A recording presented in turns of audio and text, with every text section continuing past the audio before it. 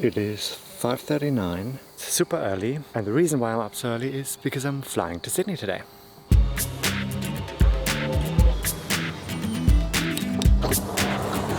I'm all by myself on the train.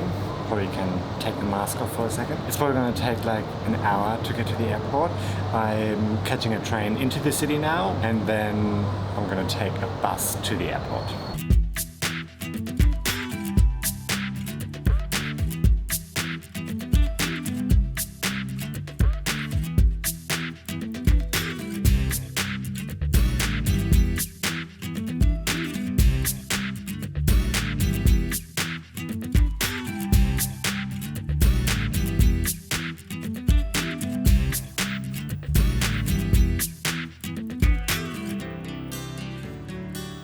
Okay, got my coffee. The flight is in half an hour. Boarding probably starts in 15 minutes. And this is quite exciting because I haven't been on a plane for almost 2 years. The last time I was on a plane was on my way back from Bali in January 2019. I actually didn't even know like what I need to bring or how early I need to leave. One thing I googled was, do I need to bring my passport for a domestic flight? Because I couldn't remember. But yeah, it's exciting. This is my first trip back to Sydney. I recently moved to Melbourne. If you haven't seen that vlog, then I'll link it up here. So every month I'm going back to Sydney for a week for work, and this is the first time I'm doing this after the move. So let's get ready for this flight.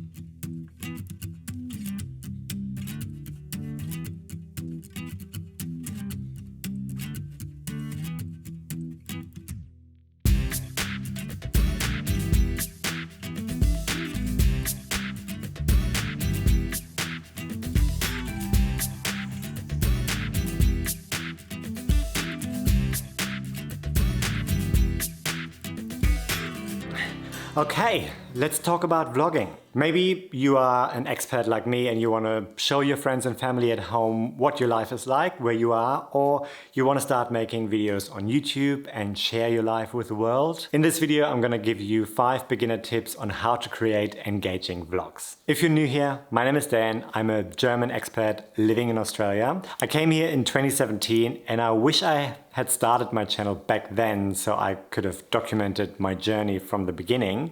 I only had my channel for 1.5 years, but as part of my content, I'm sharing vlogs about my life here in Australia. Most recently, I created a little moving vlog series for my move to Melbourne from Sydney, and I always wanted to create a moving vlog, but I didn't really have a lot of time thinking about it in advance, and let me tell you guys, there's quite a bit going into it and that you need to think of in the moment so you don't end up in the edit and nothing works. Just to preface this, if I look at my last few vlogs, there's still a lot that I need to learn and that I need to improve on. So by no means have I cracked the code for the best vlogs, but I did take a little bit of time to dissect what I've done up until this point and took a close look at, what works and what doesn't work and what generally makes for a great vlog. Number 1, make a plan. I know this might seem a little bit counterintuitive given you're making a vlog and you're just capturing moments, but trust me, for a vlog to work and to be entertaining, a little bit of planning in advance goes a long way. What is your vlog going to be about and what type of vlog do you want to make? There are different types you can think of. So there are the day in the life vlogs, travel vlog, a mission vlog, a tech vlog, an educational vlog, something that's inspirational. Cody Warner made a video about the different types of vlogs, or some of them. If you want to check that out, I'll link it in the description below. But yeah, generally have an idea of what you want to include in your vlog. And for example, if you're making a day in the life vlog, you might want to think about different tasks and things you have coming up in that week and maybe put them into that one day that you're planning on filming. That way you definitely have enough things lined up that you can film. Number 2, build your story. This is a continuation of the previous point. Once you picked the type of vlog you want to make, then you can start thinking about the elements you need to build your story. For example, you want to think about how do you start the vlog and how do you end it so that it's a nice round piece. And once you know what your story is, you can also think about the shots that you might need to tell that story. For example, let's say you are making a travel vlog and you're going on a trip. You might want to show how you're packing for the trip and talk about your plans and your itinerary and the playlist that you put together for the drive and show how you're packing the car and all these things. What I personally like is what Matti Haapoja does really well, and that is combining a vlog with educational content, and that's pretty much what I'm trying to do with this vlog. I took you with me on my trip to Sydney at the start of the vlog, and now we're sitting down talking about vlogging tips. In that case, for example, I would definitely recommend writing a little outline of the points that you want to get across in that vlog. You could even storyboard it, but that sounds like quite a lot of work for a vlog, especially if you don't really know in advance what's going to happen. Okay, let's talk about equipment real quick and what are the essentials that you need for your vlog. I'm gonna make a video soon about the best equipment for expat YouTubers, so if you're interested in that, then make sure you subscribe and hit the little notification bell so you get notified when I do upload that video. Essentially what you need are three things: a camera, something that records audio, and a tripod. Now for everything there are budget options and also more high-end, more expensive options. With this kind of stuff you can burn so much cash, but if you're a total beginner, I'd recommend to just start with your phone, and then you have your camera in there and already something that records audio. And then you can get a little tripod that can hold your phone. For example, I am using this little Manfrotto tripod with a phone clamp on top. I made a full video about my iPhone vlogging gear, so if you're interested in that, I'll link it up here. A little pro tip is to really try and get good audio. What a lot of beginner vloggers and YouTubers do is they neglect the audio and just put all their focus on the video. That's what I've done in the beginning. But what they say is that people can tolerate bad image quality, but they can't tolerate bad audio, and I think that's right. For my big camera, I have the VideoMic Pro Plus, and there are also some vlogging cameras that have directional microphones, such as the Sony ZV-1. And then the microphone in your phone is pretty decent already, but you can also get little external microphones that you can just plug into your phone, such as the Rode VideoMic Me, and then you get even better audio. Even though with that it's quite sensitive to wind, and you would definitely need the wind muff if you're outside, or that little dead cat thing, and then it does look a little bit odd. But if you want to learn more about the vlogging gear that I use, I made a video a few months ago about the different vlogging setups that I use for my videos, so check that out and maybe you get a little bit of inspiration for your own vlogging setup. One more thing, always have spare batteries. I can't stress this enough, because you don't want to be in the moment and then running out of juice, and then you're missing all these moments that would have been great for your vlog. And maybe if you then can't film anything more, then it might actually ruin the whole vlog. So definitely have enough spare batteries. Number 4, get the shots. Once you've got your equipment ready and you know what you want to shoot, then you need to get in there and start recording. And that can be quite challenging because you can't control the environment or what's happening in the moment. What usually happens in these kind of situations is that you are like hyper aware of your surroundings and what's happening, and you're constantly scanning everything for things to shoot. If you made a plan in advance, then that's great. Then you have some goalposts and essential shots that you need to get, but you also want to make sure that you capture all the stuff that happens in between that you didn't think of in advance and that are a true product of the moment. These type of spontaneous shots, they really add fun and relatable elements into your vlog. Also really important, get B-roll. B-roll are basically filler shots where no one is talking. So for example, this shot is called A-roll because this is the main shot where we're talking about the topic, and then the little clips that are placed here and there and those sequences at the beginning of the city and at the airport.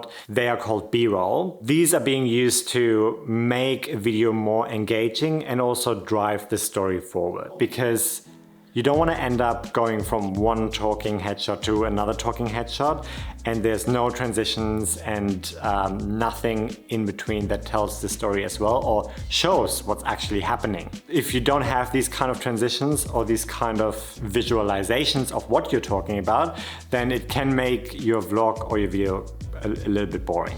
So for example, if you're changing locations, you can use a drone shot or you can film out of a car driving, and that tells your viewer that you're actually on the move and that you're going to a different place. There are many different ways to do this, but it's definitely something that makes your vlog a lot more engaging.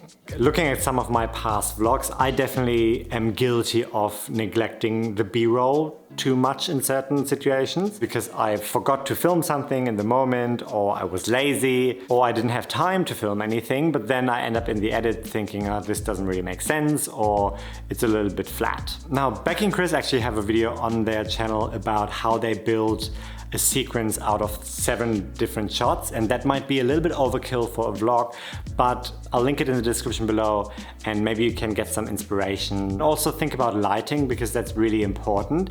So for example, if you want to shoot a talking head bit like this, then maybe just go to a window, or if you're outside, find an overcast spot to give you nice soft lighting. For example, I don't have any lights with me here, so I just sit in front of a window and that gives me an even soft light that works well. So there's quite a bit to unpack here that could be different videos. So if you want me to go into more depth on this, then let me know in the comments below.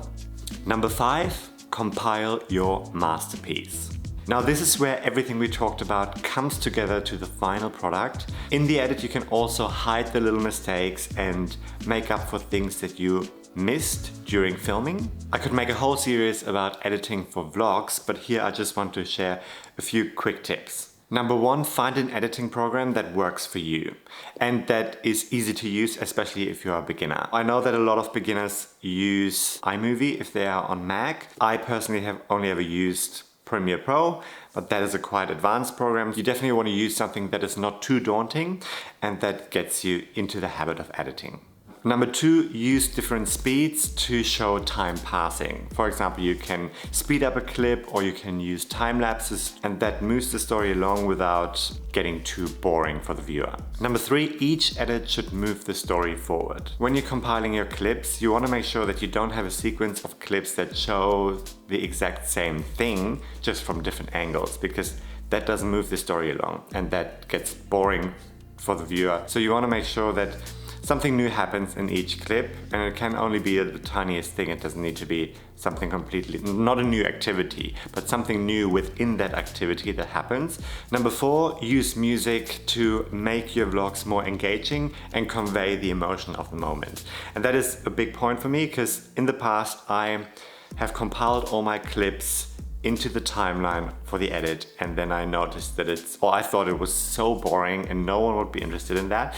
And as soon as I selected some music and put it underneath, it really brought the whole thing to life and it made such a difference. So music is really a vital element to your vlogs. There are several services out there. I personally use Epidemic Sound, so they offer royalty-free music that you can use in your videos, and it's a monthly subscription and it's really affordable. I'll leave an affiliate link in the description below in case you want to check that out. I've also seen people do little trailers at the beginning of each vlog to show the viewer what's to come, and I think that's also a really good way to build excitement and to keep the viewer engaged right from the beginning. Most importantly, have fun. Editing is definitely a learning curve, but the more you do it, the better you get. And it's really fun trying different things out that work for your vlog and for your style. So definitely have fun with it and try different things. If you want to catch up on everything I talked about in this video, then check out the link to the blog post in the description below.